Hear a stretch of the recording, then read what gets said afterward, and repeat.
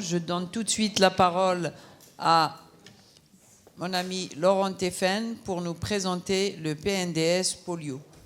À toi la parole. Merci Rania. Merci à l'équipe qui a organisé ce congrès, ce beau congrès, avec plein de soleil. Bon, on ne l'avait pas dans le sud en ce moment, donc c'est très bien que je monte un petit peu. Donc on m'a demandé un peu de parler de ce que c'est que le PNDS. Bon, je ne savais pas ce que c'était le PNDS, par contre la polio je savais. Qu'est-ce que c'est que le PNDS et qu'est-ce que c'est que la poliomyélite? Qu'est-ce qu'on pouvait mettre en lien? Donc il y a le docteur Verschuren, qui est neurologue, qui a été coordonnateur, qui fait partie de la filière santé des maladies rares de la sclérose latérale, enfin, file santé, quoi.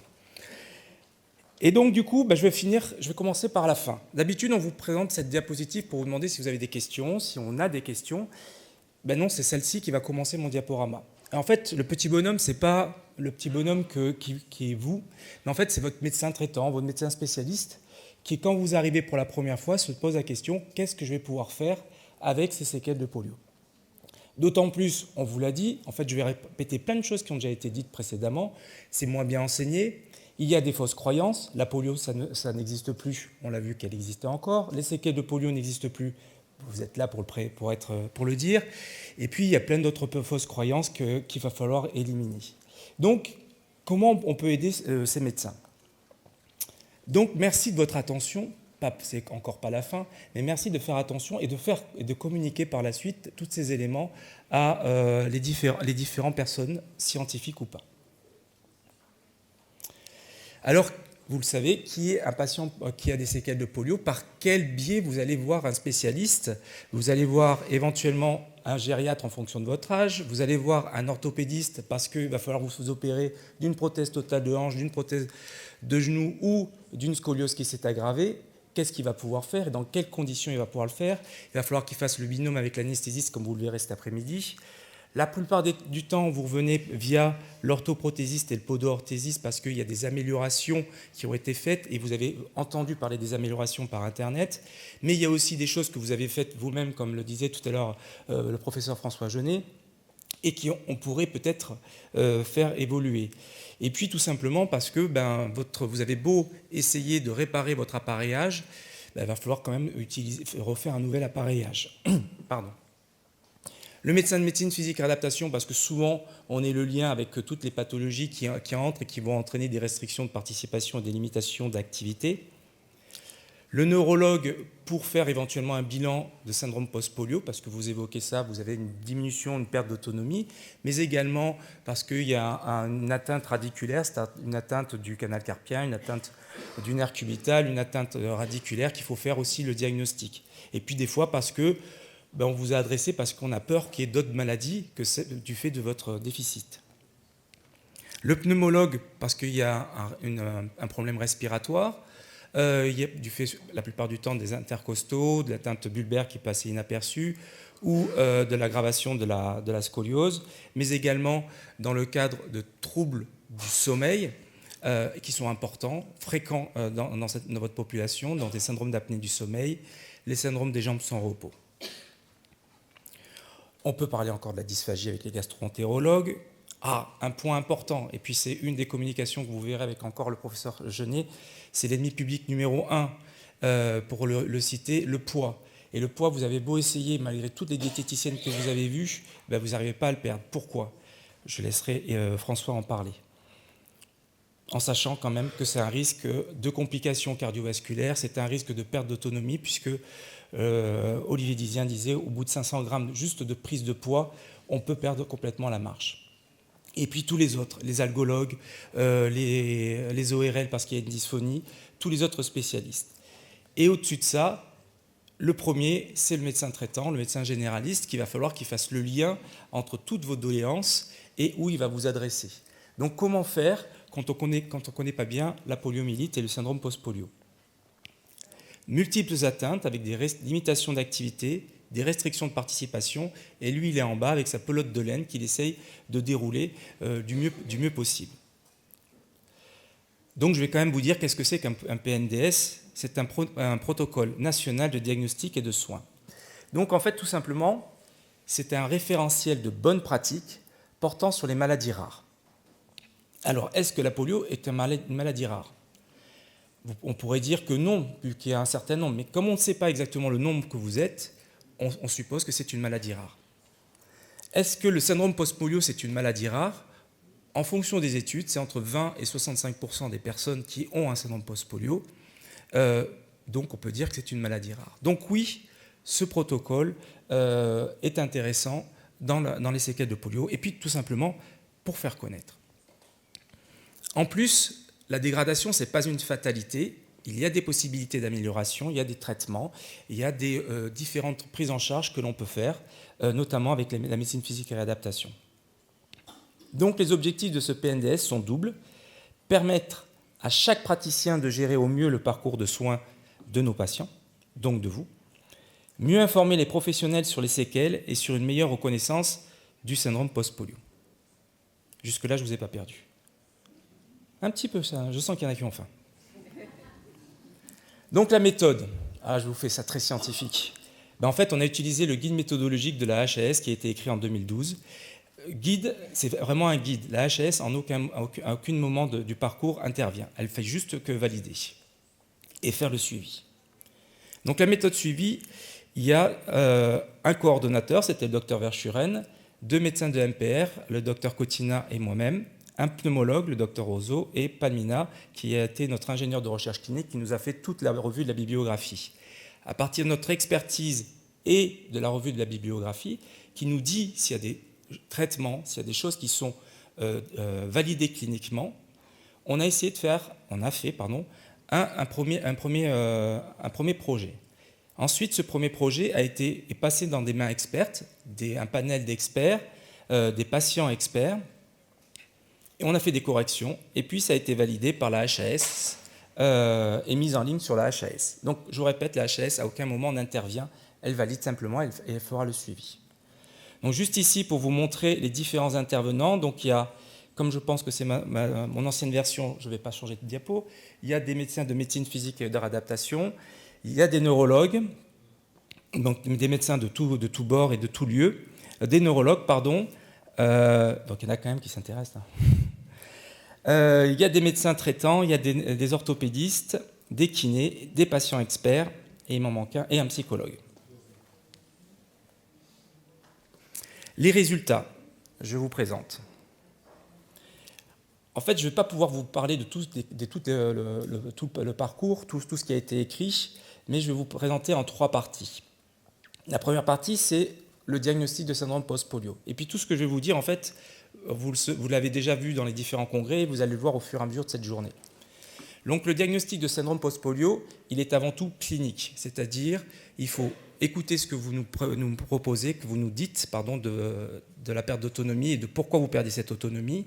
Il faut faire un examen clinique et ensuite on va faire un certain nombre d'examens paracliniques pour rechercher s'il n'y a pas de diagnostic différentiel qui peuvent expliquer cette perte d'autonomie. Est-ce que c'est lié au vieillissement? Est-ce que c'est lié à une autre pathologie? Ou est-ce que c'est le syndrome post-polio? Les éléments qui sont en faveur du syndrome post-polio sont une installation plus ou moins rapide, donc on appelle ça aigu ou subaigu, des nouveaux déficits, c'est-à-dire des déficits qui sont apparus dans des endroits qui n'étaient pas atteints, ou tout du moins que vous ne vous souvenez pas d'être atteints, vous étiez quand même petit à l'époque. C'est aussi l'intérêt de toute cette prise en charge avec ces testings qui avaient été faits depuis votre enfance, de nous amener ces testings et qu'on puisse les comparer. Si vous les avez, bien évidemment, ne commencez pas à m'attraper. Et puis pareil, alors vous allez encore m'attraper, mais les EMG, si vous avez déjà eu des EMG pour d'autres raisons, de pouvoir comparer les EMG et de trouver qu'il y a une pathologie aiguë ou des dénervations qui apparaissent dans d'autres territoires pourront nous aider pour faire le diagnostic de syndrome post-polio. Ça, c'est la première partie de ce PNDS, de ce protocole de soins. La deuxième partie, c'est le traitement. Il n'y a pas de traitement validé dans le syndrome post-polio. Validé, ça veut dire qu'il n'y a pas une étude qui a prouvé qu'il y a un traitement plus efficace. Ça ne veut pas dire qu'il n'y a pas des essais, et en fonction de chacun, en fonction de ce que vous représentez, il peut y avoir des traitements qu'on peut essayer, mais de façon validée, il n'y a aucun traitement qui est validé.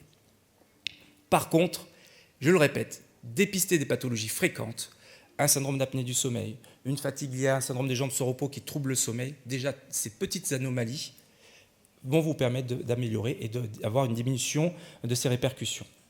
Il faut un suivi pluridisciplinaire, au mieux par un médecin de médecine physique et adaptation, vous avez compris pourquoi, pour permettre justement de faire le lien entre les différents éléments. Alors, on parle beaucoup du repos, de la sieste, encore plus pour nous les Marseillais, mais il faut aussi une activité physique adaptée. Donc cette activité physique adaptée, ce sport par ordonnance dont on bénéficie en France, il faut en profiter. Donc comme je disais précédemment, il faut que ça soit adapté, c'est-à-dire à chacun d'entre nous et pas un programme fait de façon globale. Le domaine de l'appareillage, vous l'avez vu avec les innovations, l'importance de régulièrement refaire le point pour adapter au mieux dans les 3 dimensions et pas que dans 2 dimensions, et pour adapter en fonction des nouvelles technologies. La 3e partie, c'est le suivi.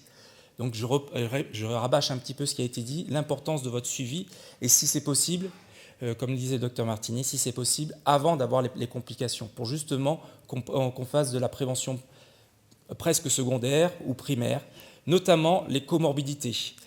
Éviter la prise de poids, éviter les autres complications, l'ostéoporose. Alors, la prise de poids, je vous ai dit que François allait en parler, l'ostéoporose, on ne peut pas l'éviter. Sauf que vous avez déjà probablement un peu d'ostéoporose dans la jambe ou dans les deux, ou dans la jambe qui est atteinte. On ne vous a pas traité jusqu'à présent. En fait, c'est un bénéfice-risque, c'est-à-dire que habituellement, le traitement de l'ostéoporose, c'est pour une ostéoporose généralisée. Est-ce qu'il faut traiter une ostéoporose localisée? C'est la question qu'on se pose à chaque fois. Ça va dépendre essentiellement du risque de chute. Et donc, ce risque de chute, est-ce qu'on peut l'éviter?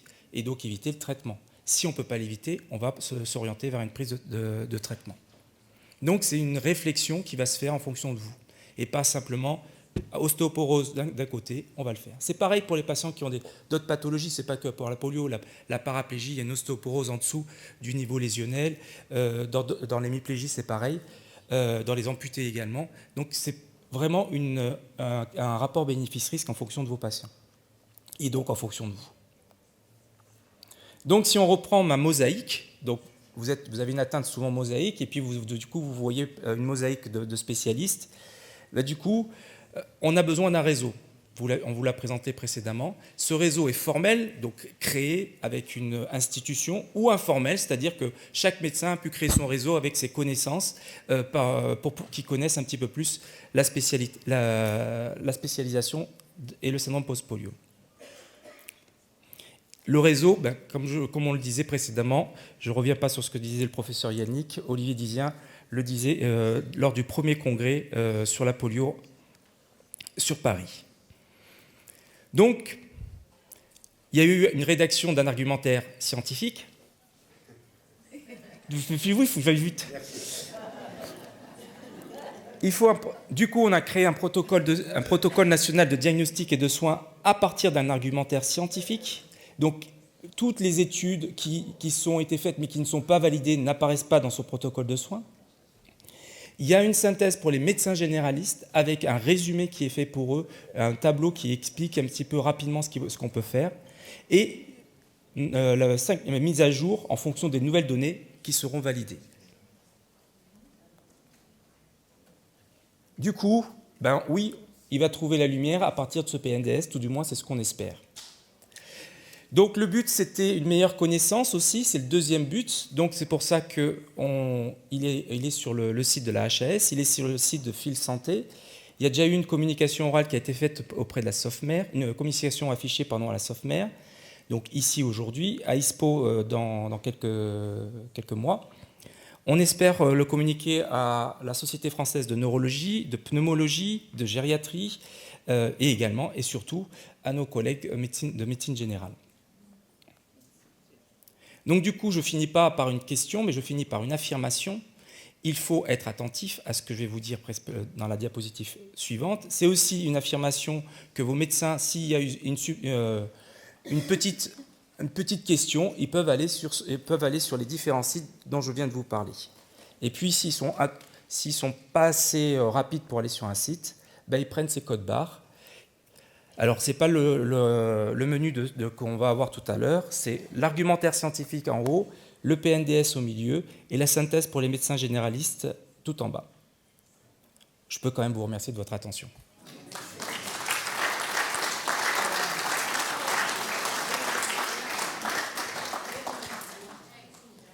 Merci Laurent pour ta présentation.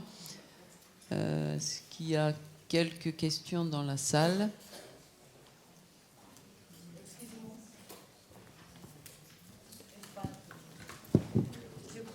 Je ne parle pas très bien le français, mais vous avez le lien avec la Belgique, le côté flamand? Non. Non? Alors, ça, c'est vraiment les projets de soins, le protocole de soins, c'est quelque chose qui a été fait par l'HCS pour faire les pathologies spécifiques. Par contre, ils peuvent aller sur le site et aller directement entre guillemets en profiter. Mais la Belgique fait de très beaux travaux déjà sur cette prise en charge. Mais nous, le post-polio Belgique, la côté flamande, nous manque des gens comme vous. Oh, c'est trop gentil. Vous venez de Marseille chez nous? Voilà. Mais moi, c'est moi qui parle pas très bien le flamand, du coup. Merci.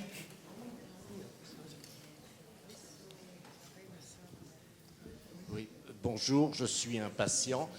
En deux mots, j'ai lu l'ensemble de ce programme national de diagnostic et de soins. En tant que patient, c'est extraordinaire. C'est clair, c'est-à-dire que je ne suis pas un médecin, je n'ai pas toutes les connaissances, mais je pense avoir réussi à comprendre vraiment très bien, c'est très clair. Et donc, je voulais vous féliciter, vous et toute l'équipe qui a travaillé sur ce document. En plus, cela nous permet, par rapport à des médecins généralistes qui existent encore et qui nous disent « vous vieillissez, n'allez pas voir sur Internet, vous allez attraper toutes les autres maladies ». Ça a été le cas de mon médecin généraliste. Là, de pouvoir leur apporter une caution scientifique et médicale de haut niveau par rapport à ce qu'on peut leur dire de nous-mêmes. Donc bravo, et vraiment, je conseille à tous de le lire, de transmettre aux médecins généralistes, de transmettre aux kinés aussi, parce qu'il y a tout un chapitre qui peut leur être utile pour travailler avec nous. Merci. Kiné, à par ailleurs, orthoprothésiste. Oui. Merci de votre part. Je leur dirai à toutes et à tous.